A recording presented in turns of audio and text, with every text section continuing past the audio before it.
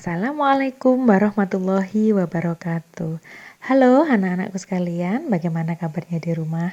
Semoga selalu sehat dan tetap semangat belajar.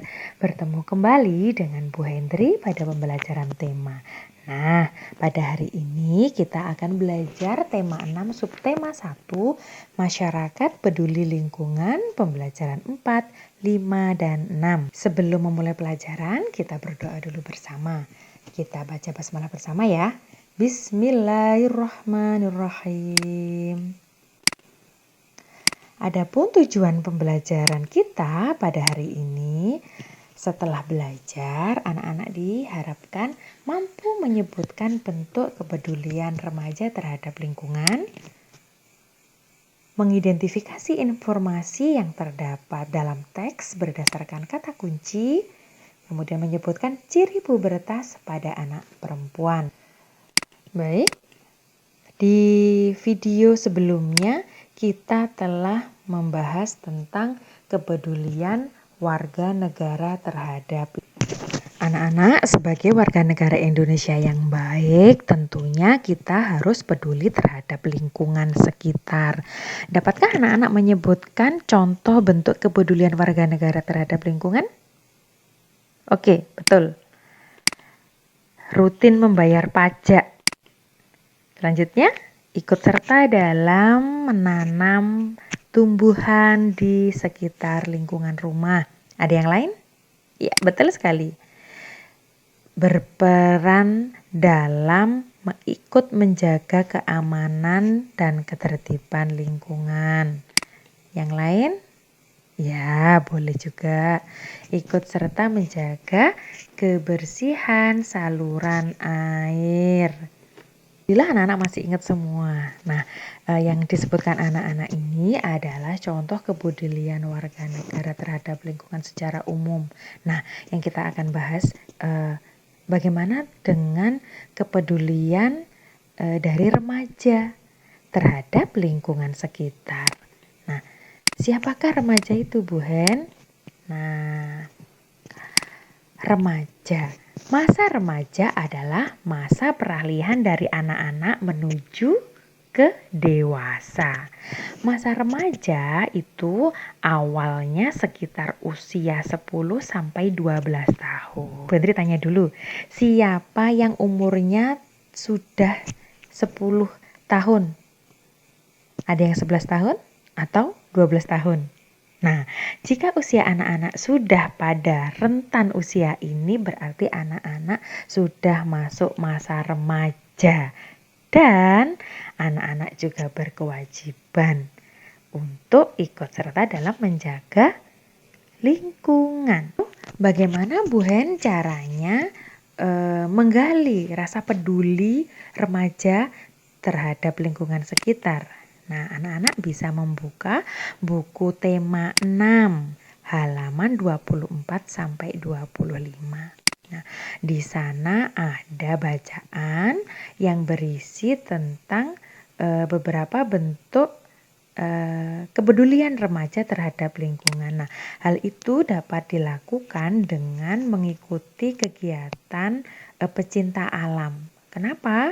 Karena pada kegiatan pencinta alam ini banyak sekali kegiatan-kegiatan yang menunjukkan dari rasa peduli, rasa ingin menjaga lingkungan sekitar. Di antaranya 1, kegiatan reboisasi hutan gundul. Ingat anak-anak, reboisasi itu apa? Ya, reboisasi itu penanaman kembali untuk daerah-daerah yang tanamannya telah gundul, bisa jadi hutan. Kemudian ada lagi yaitu keikutsertaan anak-anak dalam pengadaan tempat sampah secara bersama-sama. Kita sering melihat bahwa banyak tempat-tempat pariwisata yang ternyata tempat sampah yang disediakan itu minim. Nah, di sini anak-anak atau remaja-remaja itu bisa ikut serta berperan dalam menjaga lingkungan. Berikutnya yaitu ikut serta dalam melakukan penanaman pohon di sekitar lingkungan tempat tinggal. Kemudian gerakan berhemat air dan listrik dalam kehidupan sehari-hari. Coba, adakah yang sudah pernah anak-anakku lakukan di rumah dari 4 contoh yang Bu Hendri sebutkan? Jika tidak ada, mungkin anak-anak bisa menyebutkan hal-hal yang sudah anak-anak pernah lakukan sebagai bentuk peduli terhadap lingkungan sekitar. Banyak hal sebenarnya yang bisa dilakukan remaja dalam keikutsertaan menjaga lingkungan. Tidak hanya yang Bu Hendri sebutkan. Nanti anak-anak juga bisa menambah informasi, membaca dari buku yang lain tentang kepedulian remaja terhadap lingkungan. Nah, selanjutnya masih tetap pada bacaan di halaman 24 sampai 25 buku paket tema 6, coba dibaca judulnya. Oke, bentuk kepedulian remaja terhadap lingkungan. Kah yang sudah membaca teks ini? Ada yang belum? Nah, coba bagi yang belum. Dapatkah kita tahu informasi penting dari bacaan itu kalau kita belum membaca teksnya? Apa informasi penting dari bacaan? Bisa? Bisakah anak-anak menyebutkan? Nah, dapatkah kita menebak isi bacaannya? Padahal kita belum baca. Jawabannya adalah bisa. Kita bisa menebak, tapi dengan cara menentukan kata kuncinya. Nah, masih ingat apa itu kata kunci? Ya, kata kunci adalah kata penting yang mencerminkan informasi bacaan yang termuat pada judul bacaan. Dengan kita dapat menentukan kata kunci dari dari kalimat judul, maka kita akan mampu menebak apa sih sebenarnya isi dari bacaan itu. Nah, coba kalau dari contoh yang di halaman 24 sampai 25 ini. Bentuk kepedulian remaja terhadap lingkungan. Bu Hendri minta tolong sebutkan kata kunci dari kalimat judul ini. Ada yang bisa? Oke, good job. Kepedulian. Ada lagi? Iya, betul sekali. Remaja. Ada lagi? Cukup? Oh, ada lagi. Ya, lingkungan. Baik. Nah, ada 3 kata kunci dalam kalimat judul. Kira-kira anak-anak dapat menebak isi dari bacaan dengan melihat kepedulian remaja lingkungan. Nah, caranya ada di berikutnya. Nah, ini contoh. Kata kunci.